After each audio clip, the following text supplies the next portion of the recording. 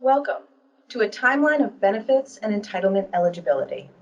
My name is Nicole Pagano, and I am the Director of Family Support Services here at ADAPT Community Network. Thank you for joining us. Today's session is sponsored by NYSARC Trust Services. NYSARC Trust Services helps provide financial security to those with disabilities and peace of mind to their families and loved ones. In this session, you will learn how age and other factors impact eligibility for government benefits and entitlements, such as Medicaid, Supplemental Security Income, Social Security Disability Insurance, and SNAP, also known as food stamps. It's my pleasure to introduce our presenter, Irene Pagonese, Benefits and Entitlements Specialist from Care Design New York. We hope you enjoy the webinar and take away some useful information for you and your family. Please don't forget to fill out our survey on our main page. Welcome, everyone, and thank you for joining me today. My name is Irene Pagonis, and I'm a Benefits and Entitlements Specialist at Care Design New York, and I am here to talk about a timeline of benefits and entitlements eligibility. This is a complicated subject, as benefits are affected by a number of factors such as age, employment, income, living arrangement, disability status, and more. And oftentimes these factors are interconnected so that individual differences always come into play in terms of eligibility. In order to make things a little bit easier and to add to our understanding of eligibility, we're going to break down each program and go over each program's eligibility factors. And we're going to focus on Medicaid, Supplemental Security Income, which is usually referred to as SSI, Social Security Disability Benefits, referred to as SSDI, Medicare, and SNAP benefits. So we're going to start with Medicaid. What is Medicaid? It is a health insurance program, and it pays for medical and OPWDD services.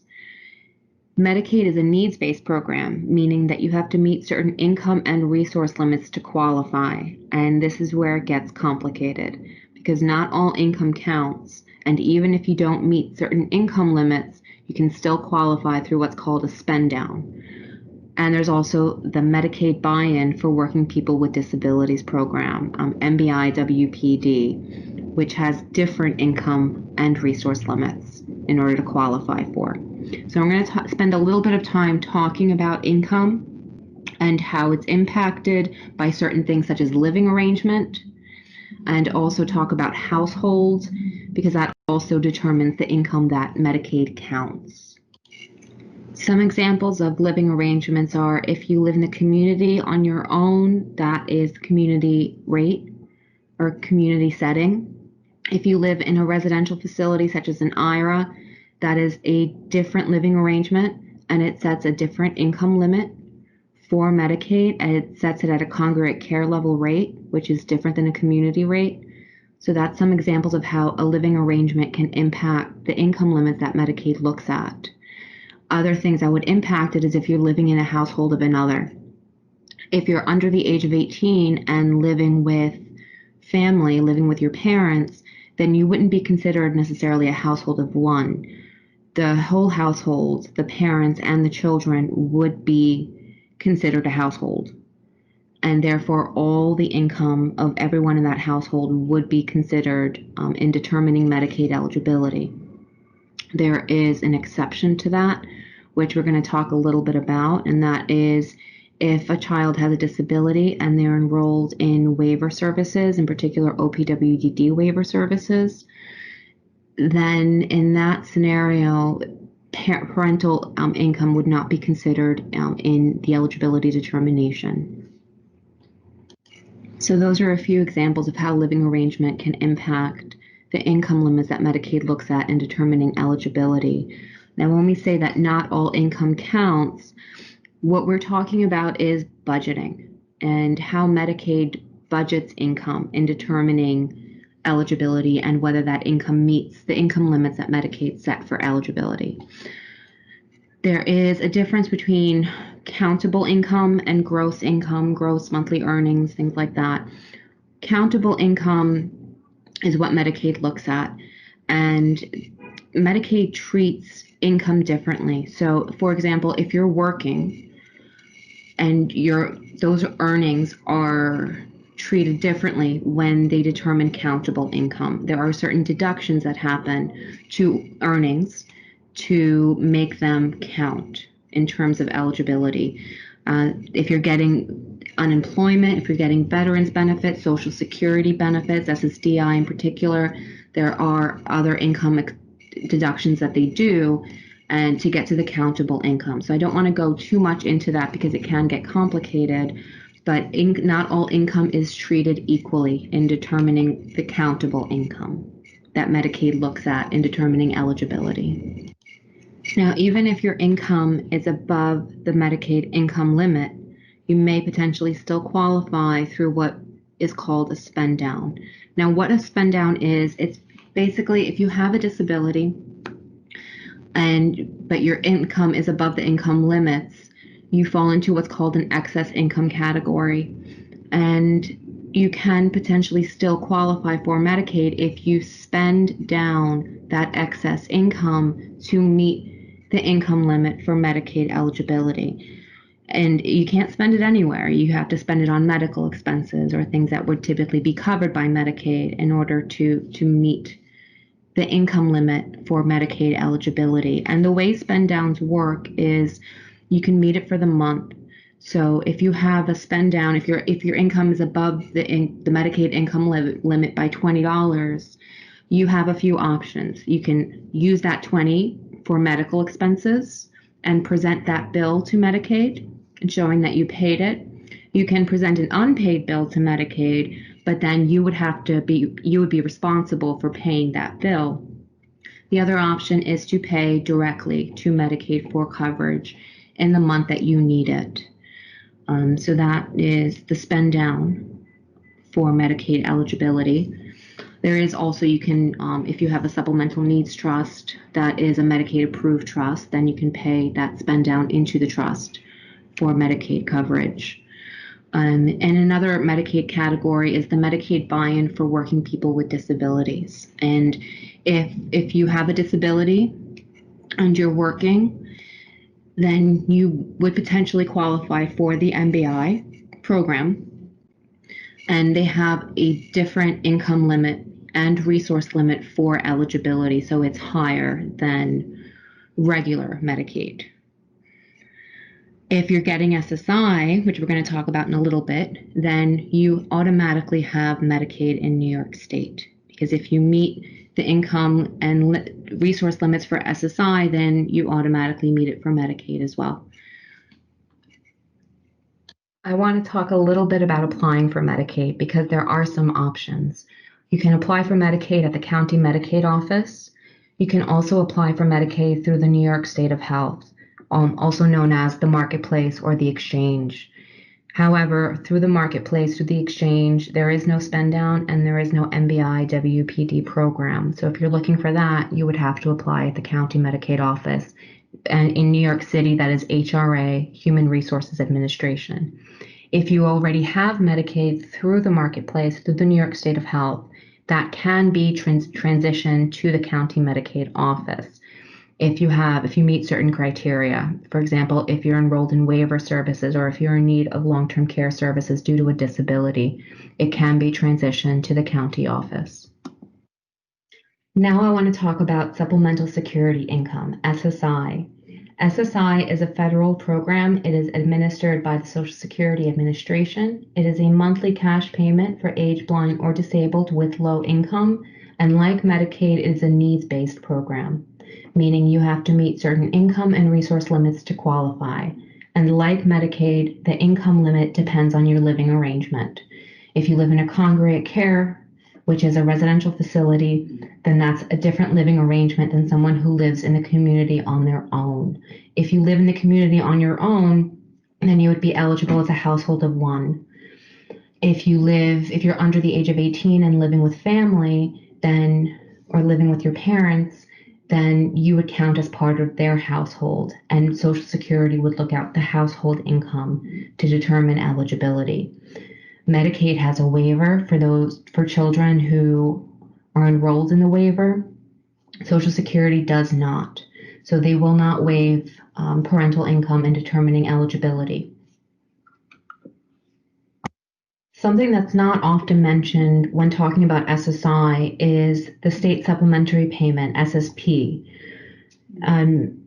SSP is a New York State program. It is administered by New York State Office of Temporary and Disability Assistance. It is an additional monthly cash payment to SSI recipients.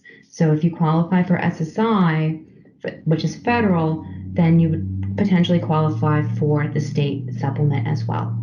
It is needs-based. It's subject to the same requirement as SSI.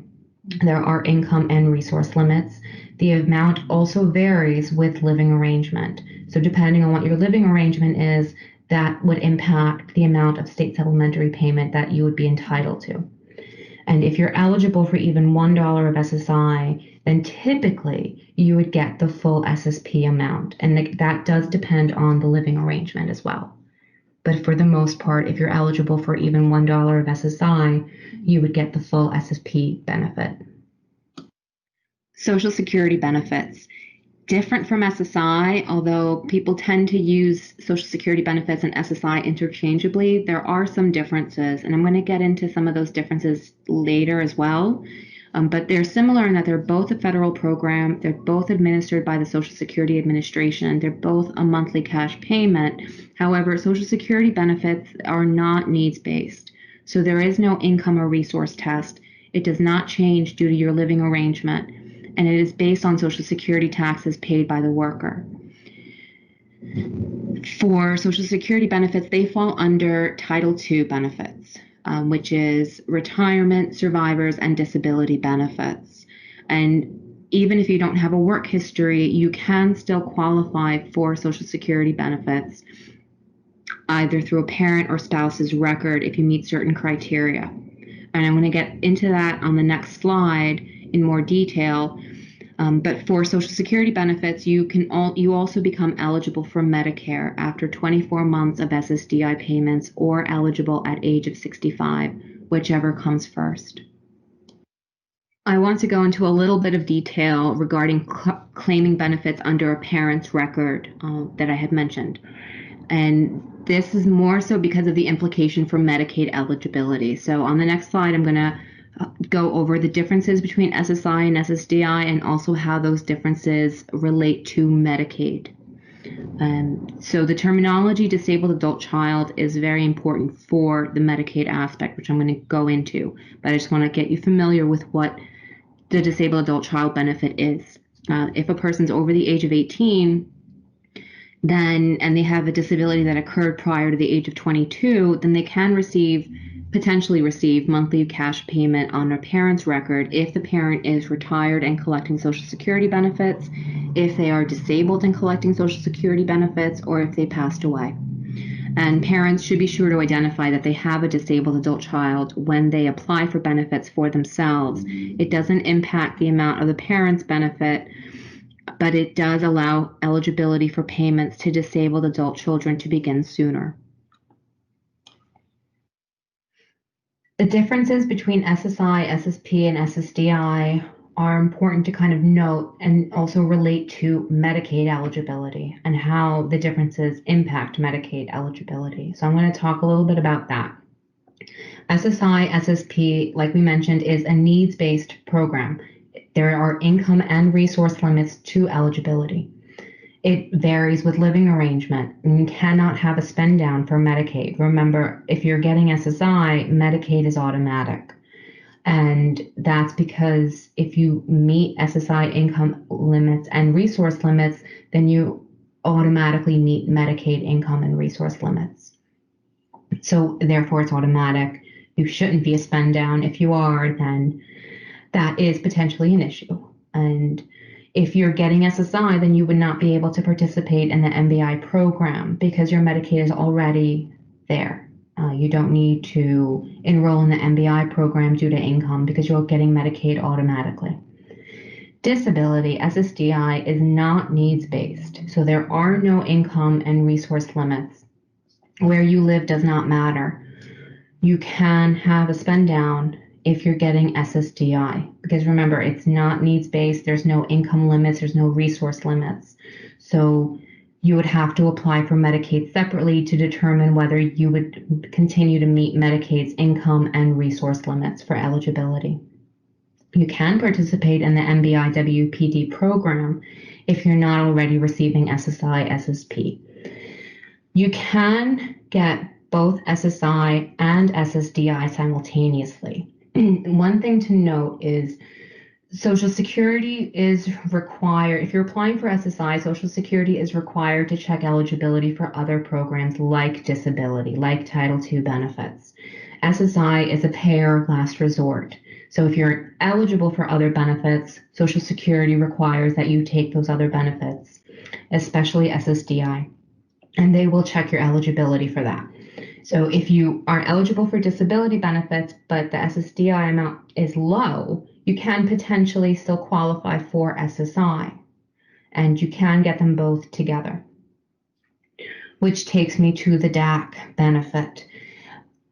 You can qualify for DAC benefits under a parent's claim, and this has implication for Medicaid in cases where that eligibility for DAC kicks a person out of SSI eligibility. So if you were getting SSI and you lost SSI because you became eligible for a DAC benefit, dependent child benefit,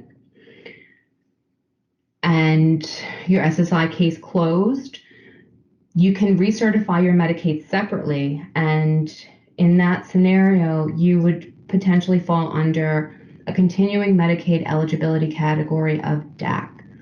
But it's contingent on you having had SSI first and then lost SSI because of that DAC benefit. And you have to continue to maintain SSI resource limits to continue to qualify for that category.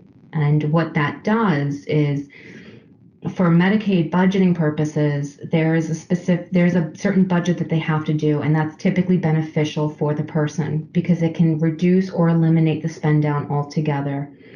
If you lost SSI because of the disability benefits, then your income is likely going to put you in spend down category for Medicaid, unless you qualify for this continuing Medicaid eligibility category.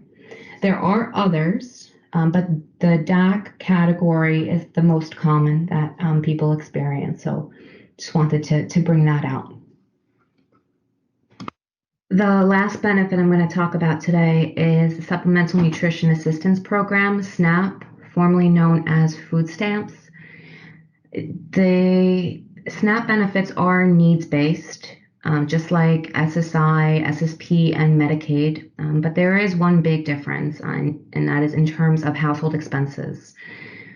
Medicaid and SSI don't really look at household expenses when determining how much SSI you're going to get or whether you are Medicaid eligible, but SNAP does take that into consideration if you're eligible in determining how much you're eligible for. And when I mention household expenses, I mean in terms of rent and utilities like air conditioning, heat.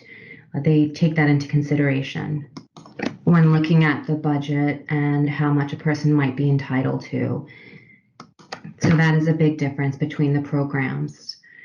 If you're age 22 and over, even if you're living at home with others, if you purchase your food and prepare your meals separately from the household, that is something that SNAP takes into consideration.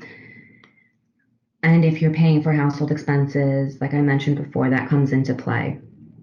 The benefit amount is based on income, and the maximum benefit is approximately $200 a month. Monthly gross income is at or below 200% of the federal poverty level to qualify, and they do look at the household size. SSI recipients are automatically eligible. One thing I do want to mention, I stated before that if you're age 22 and over, that's when you could potentially be listed as a household of one, even if you're living with others.